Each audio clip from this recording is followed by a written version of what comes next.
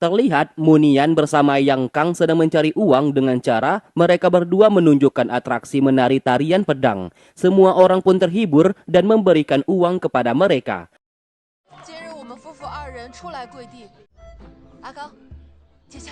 Namun tiba-tiba, pertunjukan itu dihentikan oleh seorang pejabat di kota tersebut yang tidak suka melihat mereka berdua melakukan hal itu. Tidak hanya itu, penjabat tersebut merampas uang mereka, bahkan menggoda Munian yang dilihat begitu cantik. Tentu saja Yang Kang menjadi sangat marah dan menghajar mereka semua. Beruntung, Munian berhasil menghentikan dan meredakan amarahnya, sebab mereka bukan berasal dari kota tersebut dan tidak boleh membuat ulah. Sementara di Pulau Bunga Persik, Rong-er sedang menangis di makam ibunya karena Gujin, pria yang ia cintai, ternyata sudah bertunangan dengan wanita lain. Tanpa sengaja, hal tersebut didengar langsung oleh ayahnya.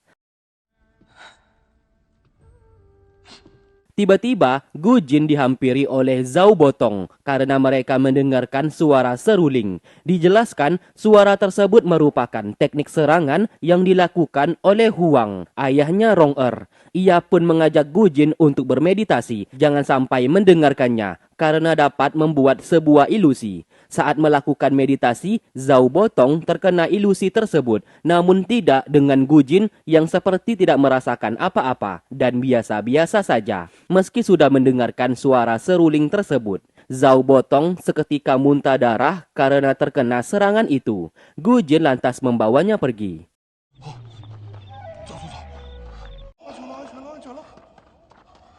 Setelah itu, Zhao Botong berkata serangan suara seruling barusan ditujukan kepada Gujin karena Huang ingin membunuhnya. Gujin juga ikut merasa heran padahal ia tidak berbuat kesalahan, namun kenapa Huang, ayahnya Rong-er tersebut, ingin membunuhnya saat ini.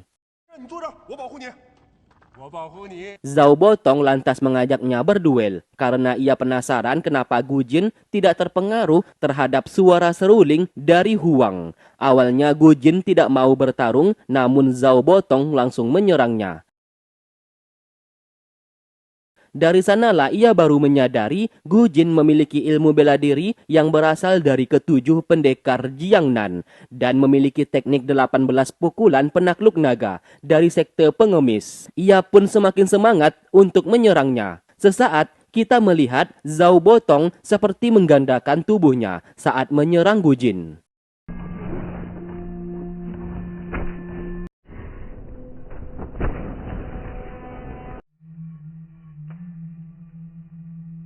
Setelah itu, Gujin bertanya jurus apa yang digunakannya karena mampu menggandakan tubuhnya. Zhao Botong menjawab itu adalah teknik tangan kiri kanan yang ia ciptakan sendiri. Ia menjelaskan sebenarnya itu hanyalah sebuah ilusi yang dibuat seolah-olah ia mampu menggandakan tubuhnya. Padahal itu sebenarnya ia menggunakan kedua tangannya secara bersamaan dalam menggunakan teknik tersebut. Zhao Botong lantas mengajarinya teknik itu, padahal Gujin tidak meminta untuk diajari. Hal tersebut dilakukannya karena meyakini Gujin ke depannya bisa menjadi pendekar terhebat. Di hari itu juga, Gujin mulai berlatih.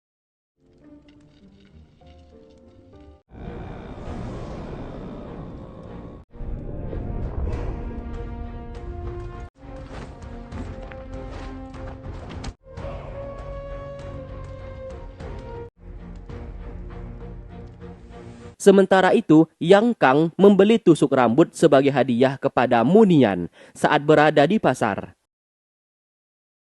Lalu saat ia kembali ke penginapan, alangkah terkejutnya ia melihat Munian disandra oleh pejabat kemarin yang ingin balas dendam atas perlakuan Yang Kang kepadanya. Mau tidak mau, Yang Kang memilih diam di saat dirinya disiksa dan dipukuli.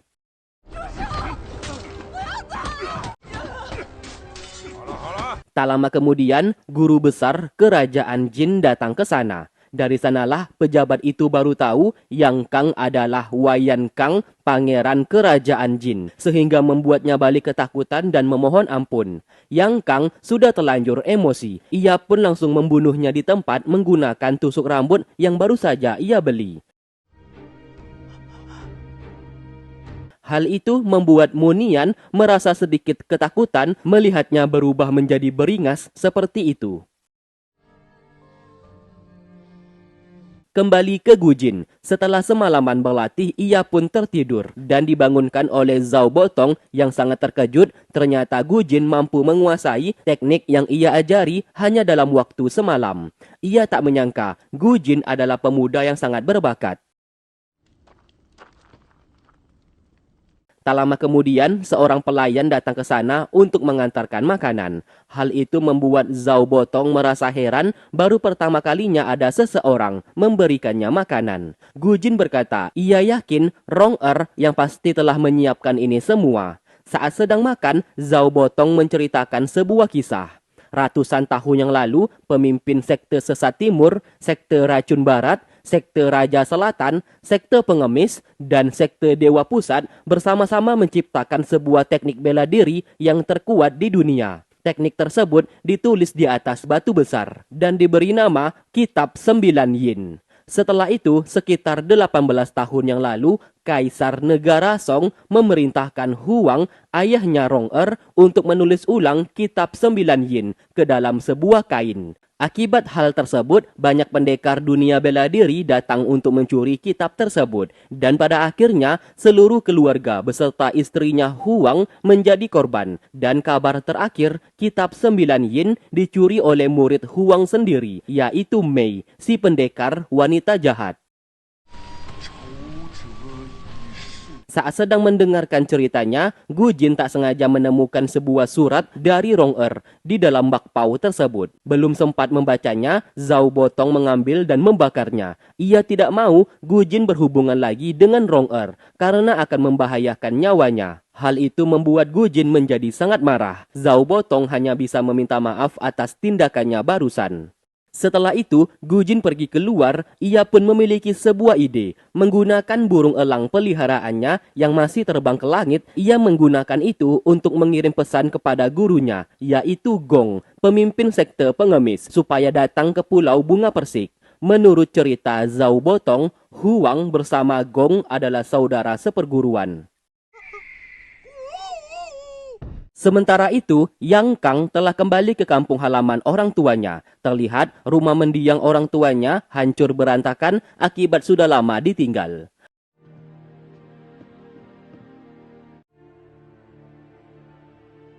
Sementara itu, Rong menghampiri ayahnya yang sedang melamun, memikirkan masa depan putrinya. Ia tidak ingin Rong hidup dalam kesusahan, apalagi dikhianati atau disakiti oleh seorang pria. Tentu saja, Rong menyadari perkataan sang ayah ditujukan kepada Gujin. Sesaat, sang ayah meminum arak yang dibawakan oleh Rong sebelumnya.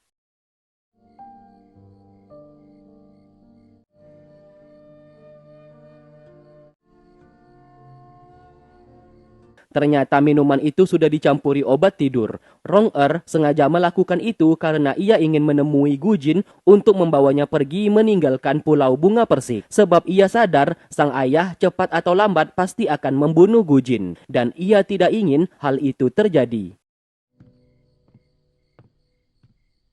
Singkat cerita, mereka berdua pun akhirnya bertemu. Gujin begitu sangat senang karena sudah berhari-hari ia terjebak di pulau itu tanpa bisa bertemu dengannya.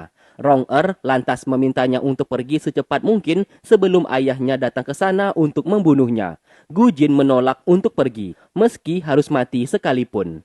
Tiba-tiba, Huang, ayahnya Rong datang ke sana. Ternyata racun tidur yang diberikan Rong sebelumnya sudah diketahui oleh Huang. Lantas, Huang hendak membunuh Gujin karena sudah menyakiti hati putrinya. Zhao Botong lantas datang ke sana untuk menghentikan. Ia sangat marah kepada Huang dan mengajaknya bertarung karena sudah mengurungnya di pulau tersebut selama 15 tahun. Dari arah belakang, seekor ular tiba-tiba menggigit kakinya. Tidak hanya satu, namun banyak sekali ular yang berada di sana. Padahal sebelumnya, pulau tersebut tidak ada ular sama sekali. Huang segera membawa Rong untuk pergi, sedangkan Gujin membawa Zhao Botong untuk kembali. Sesampainya di goa, Gujin menghisap racun tersebut menggunakan mulutnya, supaya nyawa Zhao Botong bisa selamat. Tak lama kemudian datang pelayan membawakan obat. Di sana juga terdapat surat dari Rong Er yang meminta Gu Jin untuk segera memberikan obat itu kepada Zhao Botong. Singkatnya, Zhao Botong telah sadar dan ia pun sangat senang karena masih hidup. Sebagai ucapan terima kasih, ia pun mengajak Gu Jin untuk melakukan sumpah saudara angkat. Awalnya, Gu Jin menolak. Tidak mungkin mereka menjadi saudara, mengingat umur Zhao Botong sama seperti para gurunya. Tetap saja, Zhao Botong memaksa dan ia tidak peduli masalah umur. Alhasil mereka berdua pun mengucapkan sumpah saudara dan mengangkat Gu Jin sebagai adiknya.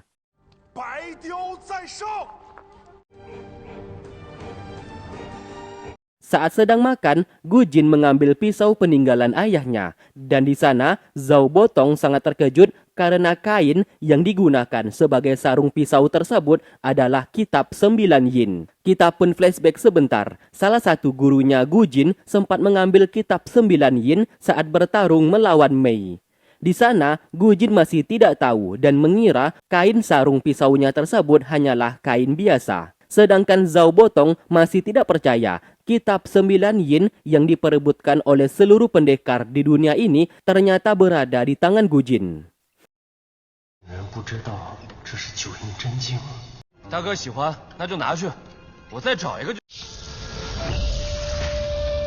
Tiba-tiba, ular beracun kembali datang. Zhao Botong sangat takut kepada ular, sehingga Gu Jin turun tangan untuk membunuh ular tersebut. Sesaat ia baru sadar, yang mampu mengendalikan ular beracun seperti ini adalah Ouyang.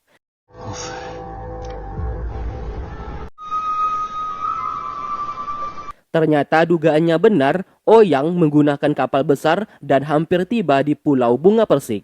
Ia tidak sendirian dan bersama dengan sang paman, yaitu Paman Feng. Tak lama kemudian, Huang datang ke kapal mereka dan sangat marah karena menggunakan ular beracun yang hampir melukai putrinya. Paman Feng meminta maaf atas ulah keponakannya. Ia pun memaksa Ouyang untuk segera meminta maaf dan memberikan hormat. Ternyata Paman Feng bersama Huang adalah saudara seperguruan yang kini memimpin sekte masing-masing. Paman Feng memimpin sekte Racun Barat, sedangkan Huang seperti yang kita tahu, pemimpin sekte Sesat Timur. Di waktu bersamaan, Zhao Botong memiliki sebuah ide. Ia pun berniat menyuruh Gu Jin untuk mempelajari teknik bela diri yang berasal dari kitab 9 yin. Bahkan ia sengaja merahasiakan nama kitab tersebut supaya Gu Jin tidak tahu. Awalnya, Gu Jin menolak mempelajarinya. Namun setelah Zhao Botong berkata apabila ia semakin jauh lebih kuat, baru bisa memiliki Rong Er, Gu Jin langsung berubah pikiran dan segera mempelajarinya. Sementara itu, Huang mengajak mereka masuk ke dalam kediamannya. Kedatangan Paman Feng saat ini hendak menjodohkan Ouyang, keponakannya itu, kepada Rong Er. Tentu saja Rong Er menolak, sebab selama ini Ouyang sering menyerang dan menyakitinya bersama Gu Jin. Ia memilih untuk mati daripada harus menikah dengannya.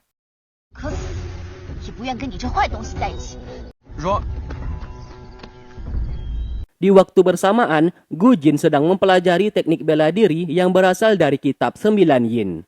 Saking berbakatnya, hanya dalam waktu semalam ia mampu menguasainya. Hal itu membuat Zhao Botong tersenyum bahagia.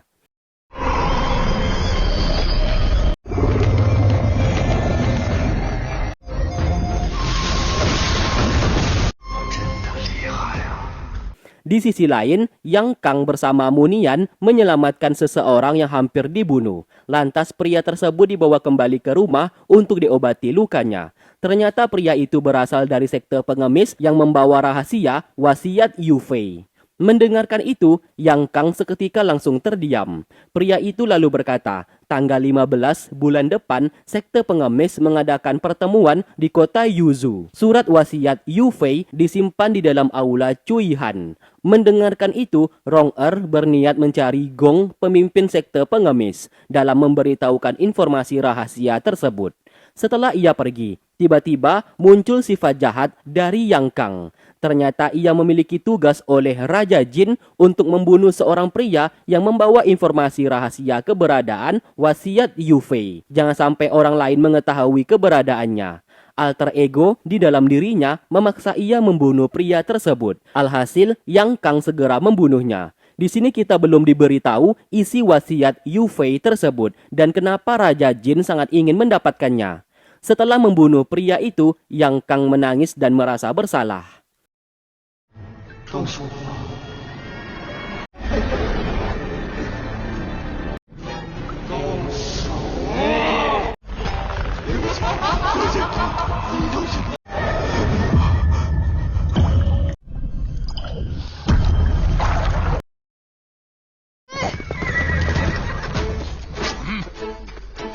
Keesokan harinya, Gu Jin sudah sepenuhnya menguasai teknik bela diri dari kitab 9 Yin.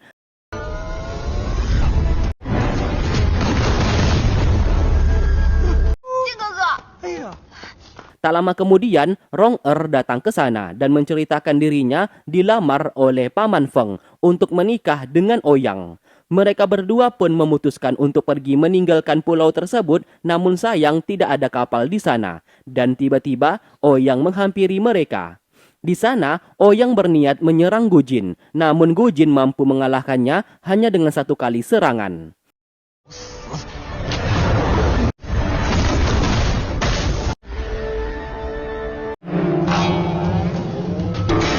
Tak lama kemudian, Paman Feng menggunakan sebuah kecapi untuk menyerang Gu Jin. Sedangkan dari arah belakang, Huang juga menggunakan seruling untuk menghalau serangannya. Pertarungan tenaga dalam jarak jauh terjadi di sana. Namun tiba-tiba, Gong datang ke sana untuk menghentikan.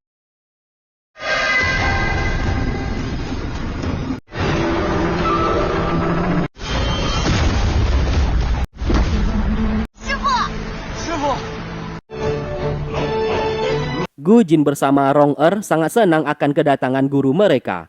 Huang yang baru mengetahui Gong adalah guru mereka juga ikut senang. Ternyata Gong bersama Huang dan Paman Feng adalah saudara seperguruan.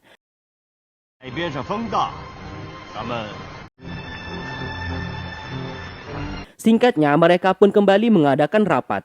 Paman Feng mewakili Ouyang untuk melamar Rong sedangkan Gong mewakili Gu Jin untuk ikut melamar Rong Alhasil, Gong bersama Paman Feng terlibat adu mulut. Sejak dulu mereka berdua memang tidak saling akur. Ouyang兄，我看你不顺眼了，走。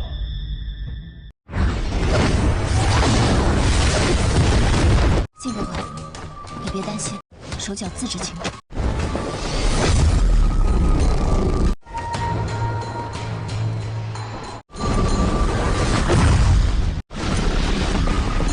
Saat sedang bertarung, kita diperlihatkan Paman Feng menggunakan jurus katak yang merupakan teknik bela diri andalannya. Tidak hanya mereka, Gu Jin bersama Ouyang juga terlibat duel sengit untuk menunjukkan siapa di antara mereka yang terbaik. Namun curangnya, Ouyang di saat sedang terdesak, Paman Feng datang membantu dan justru menyerang Gu Jin.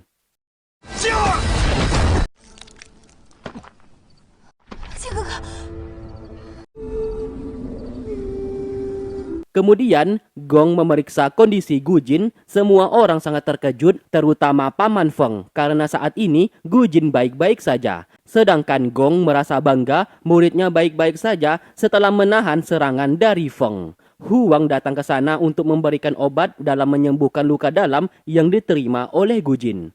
Akibat tindakan Paman Feng, Gong menjadi sangat marah dan mereka lagi-lagi terlibat adu mulut. Huang segera menghentikan perdebatan mereka. Ia pun memiliki sebuah ide. Sementara itu, Monian ternyata diculik dan dibawa oleh guru besar kerajaan Jin. Ia pun disiksa supaya mengatakan letak keberadaan surat wasiat Yu Fei. Tentu saja Monian enggan untuk mengatakannya. Tak lama kemudian, Yang Kang datang ke sana untuk melepaskannya dan sangat marah kepada guru besar akibat sudah menyiksa kekasihnya. 小王爷，小王爷。 他可是王爷钦点的犯人，我自会去交代。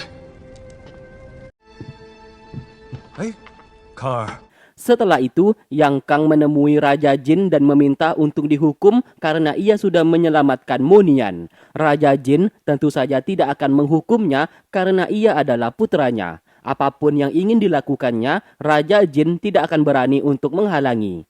di hadapan Raja Jin yang Kang berpura-pura kalau dirinya mendukung apa yang dilakukan oleh ayah angkatnya tersebut.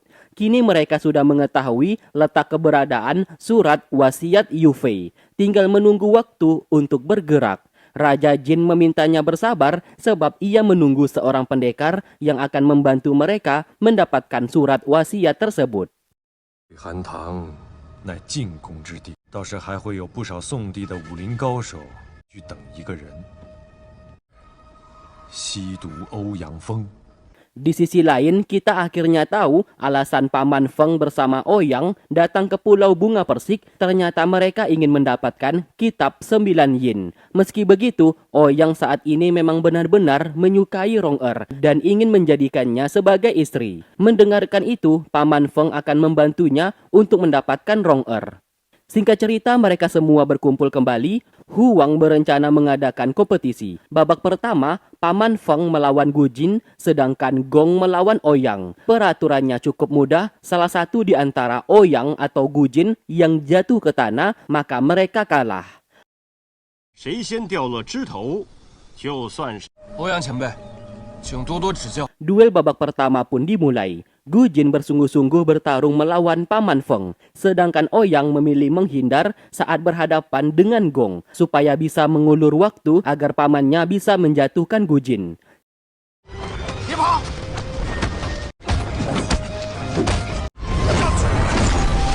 Siapa sangka, di saat Gu Jin hampir jatuh, Ouyang memanfaatkan kesempatan untuk bertindak curang. Alhasil ia sendiri yang jatuh ke tanah. 酷儿，啊，这可以呀、不愧是金哥哥。这一场，国际 Babak pertama pun dimenangkan oleh Gu Jin. 耀兄快出第二道。